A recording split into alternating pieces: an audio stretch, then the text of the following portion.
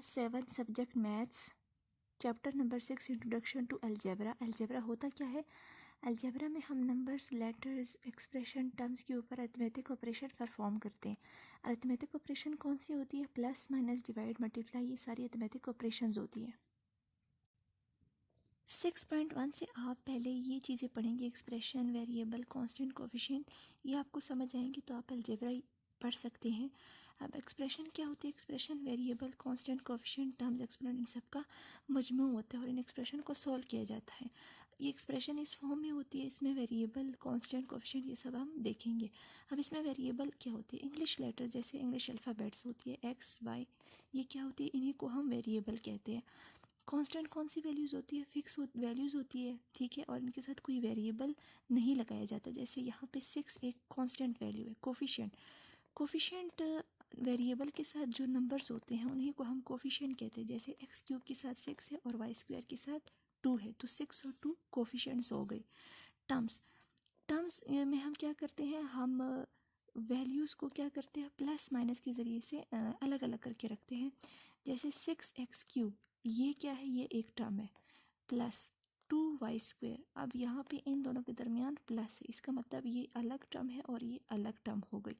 2y² एक टर्म है, फिर दरमियान में माइनस और आगे 6 है, तो 6 क्या हो गया? इन सब से अलग है, इसका मतलब 6 भी क्या हो जाएगा? एक टर्म हो जाएगा। एंड लास्ट हो जाएगा एक्सपोनेंट। एक्सपोनेंट पावर्स को कहते हैं, वेरिएबल की पावर्स। जैसे इस वेरिएबल की पावर x की पावर 3 है, y की पावर क्या है? 2 है, इन्हीं को हम एक्सपोनेंट कहते हैं। तो एक्सपोनेंट आपके पास कौन से हो गए? 3 और 2। मज़ीद इसमें होती है degrees, polynomial, leading coefficient. Degree क्या होती है?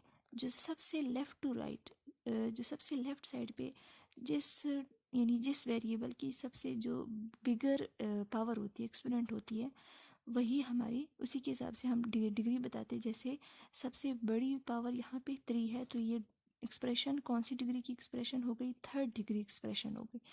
पोलिनोमियल, अब पोलिनोमियल क्या होती है? पोलिनोमियल एक्सप्रेशन ही होती है, ठीक है। जैसे कि फॉर एग्जांपल वो एक्सप्रेशन होती है जिसमें वेरिएबल की पावर्स होल नंबर के फॉर्म में हो। जैसे 3 एक होल नंबर है, 2 होल नंबर है, ठीक है, और इनको हम क्या कहते हैं? पोलिनोमियल कहते हैं, ठीक है। अब कैसे पता चलेगा कि कोई भी एक्सप्रेशन है वो पोलिनोमियल है या नहीं है? आपने सिर्फ इतना देखना है उसमें वेरिएबल की पावर जो हो वो होल नंबर के फॉर्म में हो। होल नंबर हमारे पास कौन से होते हैं? 0, 1, 2, 3 सारे ये क्या होते हैं? Whole numbers. और होल नंबर हमेशा पॉजिटिव होते हैं, यानी उनके साथ हमेशा प्लस साइन इस्तेमाल होता है, वो माइनस वाले नंबर्स नहीं हो सकते, ठीक है। जो माइनस वाले नंबर होते हैं उनको हम होल नंबर नहीं कह सकते। तो जैसे इस x की पावर क्या है? 2। 2 क्या है? एक होल नंबर है। 2 के साथ कौन सा साइन है? कोई साइन नहीं लगा, लेकिन इसका मतलब क्या है कि जिस नंबर के साथ कोई साइन नहीं होता उसके साथ प्लस होता है। इसका मतलब इस 2 के साथ यहाँ पे प्लस है लेकिन लिखा नहीं गया, तो ये 2 क्या है? एक होल नंबर है। इसका मतलब इसकी वजह से पूरी एक्सप्रेशन को हम क्या कहेंगे? पोलिनोमियल। और साथ में ये जो है इसके लिए लिख दें कि ये पोलिनोमियल है। साथ में यहाँ पे दो और एक्सप्रेशन है, ये दोनों एक्सप्रेशन बिल्कुल एक जैसे ही है, जिसमें है 2x की पावर -2 है, यहाँ पे मैंने -2 पावर रखी है, +3, ठीक है।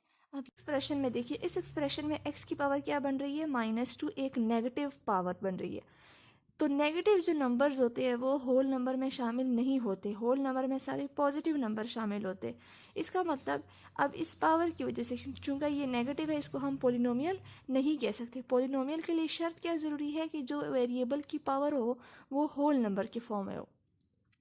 और इस तरह से अगर ये वाली एक्सप्रेशन देखिए, 2 डिवाइडेड बाई x² + 3, इसमें यहाँ पे x² ये जो है वेरिएबल और उसके पावर ये नीचे रखे गए हैं, ठीक है। अब जब ये ऊपर जाएंगे तो ये क्या हो जाएगा? ये x की पावर -2, ये 2 से x² डिवाइड हो रहा है, ये x² जब ऊपर 2 के साथ मल्टीप्लाई करके लिखा जाएगा, ये x² जब 2 के साथ मल्टीप्लाई करके लिखा जाएगा तो इसकी पावर नीचे पॉजिटिव थी, ऊपर क्या हो जाएगी? नेगेटिव हो जाएगी, और ये चीज़ बन जाएगी। इसका मतलब ऐसे फॉर्म में जो एक्सप्रेशन उनको भी हम पोलिनोमियल नहीं कह सकते। इस तरह से पोलिनोमियल की 3 इकसाम होती है, मोनोमियल, बाइनोमियल और ट्राइनोमियल। मोनोमियल कौन सी पोलिनोमियल को कहते हैं? Monomial is a polynomial consisting of a single term. Monomial क्या होती है? एक पोलिनोमियल होती है जिसमें एक सिंगल टर्म मौजूद होती है, सिर्फ एक टर्म मौजूद होती है, उसको हम मोनोमियल कहते हैं। इसकी एग्जांपल है जैसे 4x, ये एक टर्म है।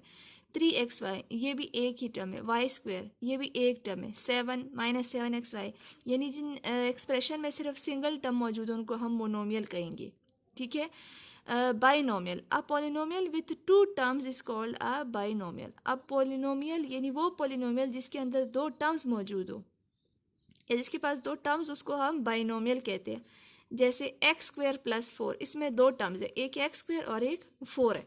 साथ में ये देखिए नेक्स्ट है 3xz माइनस वाई। अब ये भी एक बाइनोमियल है, एक टर्म है 3xz और दूसरी टर्म है y। ये इस तरह से बाइनोमियल्स होते हैं जिसके अंदर दो टर्म्स होती है। Trinomial, a polynomial of 3 term is called a trinomial, यानी 3 टर्म्स की पोलिनोमियल को हम ट्राइनोमियल कहते हैं। वो पोलिनोमियल जिसके अंदर 3 टर्म्स उनको हम क्या कहते हैं? ट्राइनोमियल। जैसे x माइनस वाई प्लस जी, x एक अलग टर्म है, y अलग टर्म है और z एक अलग टर्म है, तीनों टर्म्स है तो इसको हम क्या कहेंगे? ट्राइनोमियल। यहाँ पे 2y plus 7xy plus 7z square, ये भी इसमें तीन टर्म्स है, 2y 7xy और 7z स्क्वेयर। नेक्स्ट में भी x cube minus 9xy plus y z, इसमें भी तीन टर्म्स है, एक्स क्यूब 9xy और वाई जी। तो इस तरह के पोलिनोमियल्स को क्या कहा जाता है? ट्राइनोमियल। साथ में आप ये भी देख ले, लाइक टर्म्स और अनलाइक टर्म्स कौन सी होती है? लाइक टर्म्स का मतलब है terms having the same variables with the same exponents are called like terms, यानी वो टर्म्स जिनमें वेरिएबल बिल्कुल सेम हो और और इसके अलावा वेरिएबल की जो एक्सपोनेंट होती है वो भी बिल्कुल सेम, उनको हम लाइक टर्म्स कहते हैं। फॉर एग्जांपल 4xy स्क्वेयर, अब इसमें x और y स्क्वेयर ये वेरिएबल है और साथ में y की क्या पावर है? एक्सपोनेंट 2 है। और साथ में दूसरी एक एक्सप्रेशन है या पोलिनोमियल है या टर्म है, सॉरी, जो कि माइनस 10xy स्क्वेयर, इसमें भी xy स्क्वेयर। इसका मतलब ये और ये दोनों टर्म्स क्या है? ये लाइक टर्म्स है।